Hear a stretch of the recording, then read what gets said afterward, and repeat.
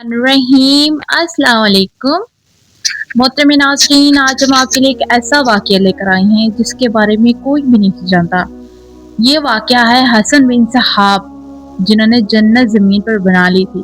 क्या वाकई ऐसा मुमकिन है? क्या अल्लाह ताला के अलावा भी कोई और जन्नत बना सकता है इस दुनिया में? इन सवाल का जवाब हम इस वीडियो में लेकर आए हैं। क्या नौजवानों को नशा देकर एक ऐसी जन्नत दिखाई जाती जहां हूरें नहरें और नेमतें मौजूद होती? क्या ऐसा मौजूद है?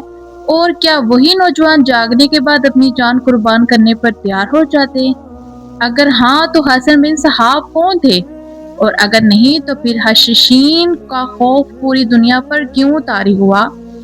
आज के इस वाक़ये को सिर्फ एक इंसान की नहीं, ये एक ज़हनों को काबू करने वाली, ईमान को हथियार बनाने वाले और खौफे से सल्तनत हिला देने वाले शख्स की दास्तान है।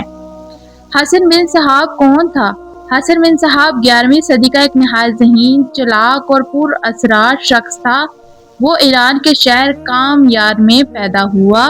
बचपन ही से इसकी तबीयत आम लोगों से मुख्तलिफ थी। वो सवाल पूछता, दलील मांगता और हर बात को अक्ल की कसौटी पर रखता था। इस तशद्दुस ने इसे मुख्तलिफ फ़क़ाही और फ़लसफ़ाना नज़रियात की तरफ माइल किया। वो इब्तदा में एक आम तालिबा इल्म था, मगर इसकी ज़हनियत गैर मामूली थी। वो रवायत के वो नज़्म अल-मुक़द्दसी और उमर ख़याम के साथ भी पढ़ चुका था, मगर बाद में इसके नज़रिया सबसे मुख्तलिफ निकले।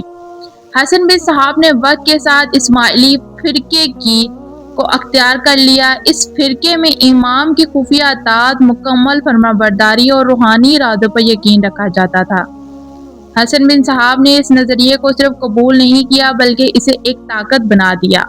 वो मिस्र गया, फातिमी खिलाफत से मुतासिर हुआ, मगर जल्द ही इसे अपना अलग रास्ता अख्तियार कर लिया।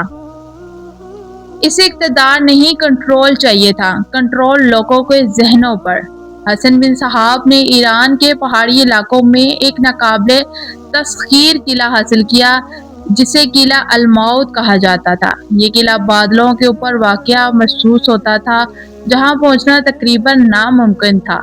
यहीं से इसने अपनी खुफिया तंजीम की बुनियाद रखी, जिसे दुनिया में हशीशीन के नाम से जाना गया।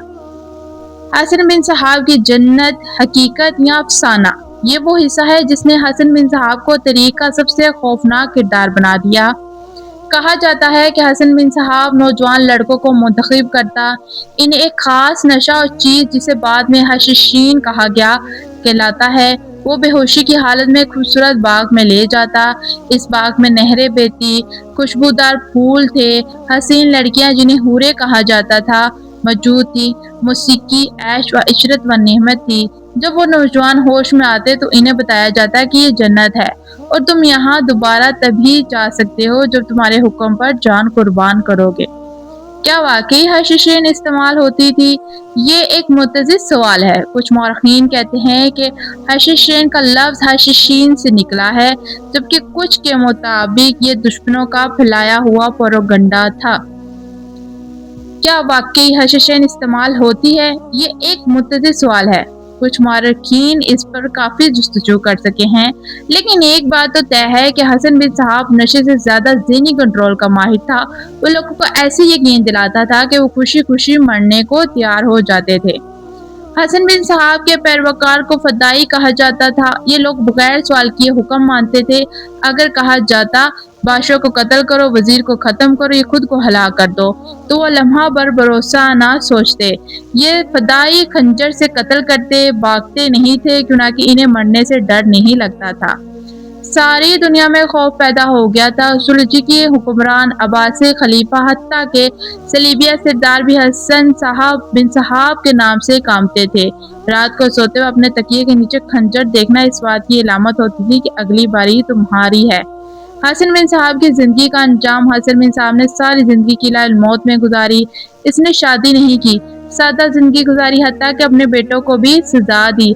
आखिरकार वो 11 चोई में मर गया, मगर इसका बनाया हुआ खौफ सदियों जिंदा रहा। क्या हसन बिन सहाब वाकई शैतान था? कुछ ऐसे जहन में रहनुमा करते हैं सवाल। कुछ इसे मजहबी दहशतगर्द कहते थे और कुछ इसे तरीक का सबसे बड़ा ज़हनी कंट्रोल मानते थे। حقیقت شاید ان سب کے پیچھے میں ہی گئی ہے، حقیقت شاید ان سب کے اندر کو چھپی ہوئی ہے۔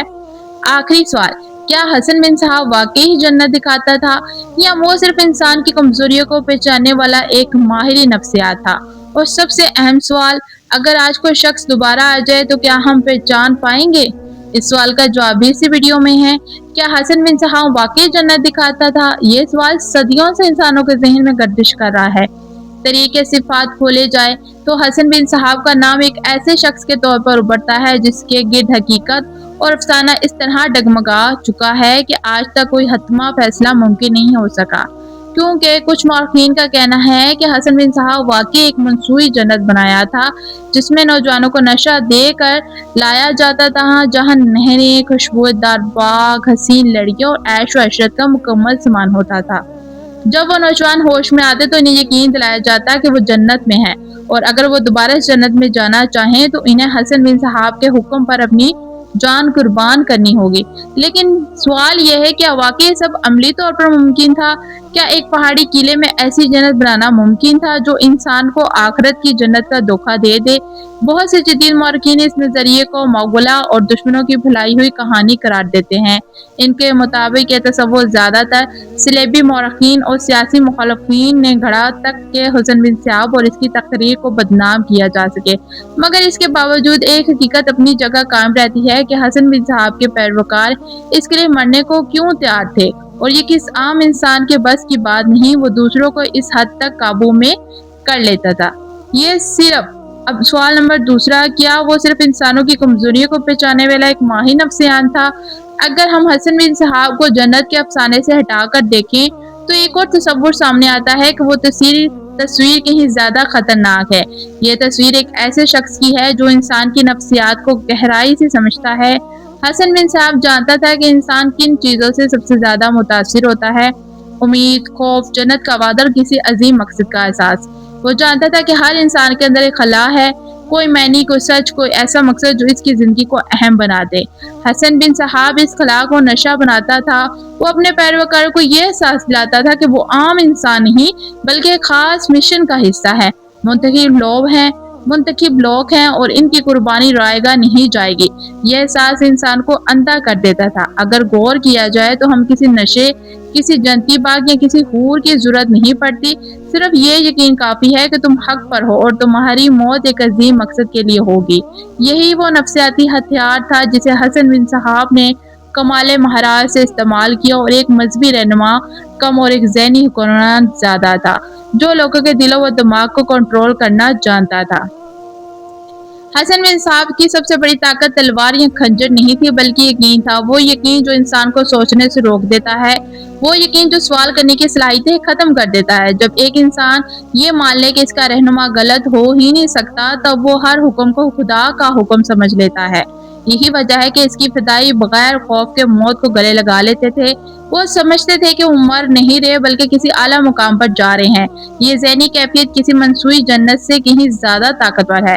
اس سے ثابت ہوتا ہے کہ حسن بن صحاب کی اصل کامیابی باغات یا نشے میں نہیں بلکہ انسانی گمراہی کی گہرے سبق میں سمجھی جاتی ہے۔ حسن بن صحاب کا واقعہ ہمیں یہ سبق سکھاتا ہے کہ سب خطرناک انسان وہ نہیں جو تلوار اٹھائے بلکہ وہ ہے جو ذہنوں کو غلام بنا لے۔ جنت دکھانے کا دعویٰ ہو یا حق کا نعرہ ہو، اصل سوال یہ ہونا چاہیے کہ ہمیں سوال کرنے کی اجازت ہے یا نہیں۔ اگر کوئی ہمیں یہ سوچنے سے روکے کہ اختلافات کو گناہ قرار دے اور اپنی بات کو آخری سچ بتائے تو سمجھ لے کہ خطرہ شروع ہو چکا ہے۔ چاہے وہ حسن بن صحاب ہو یا کوئی جدید دور کا رہنما، اصول ایک ہی رہتا ہے۔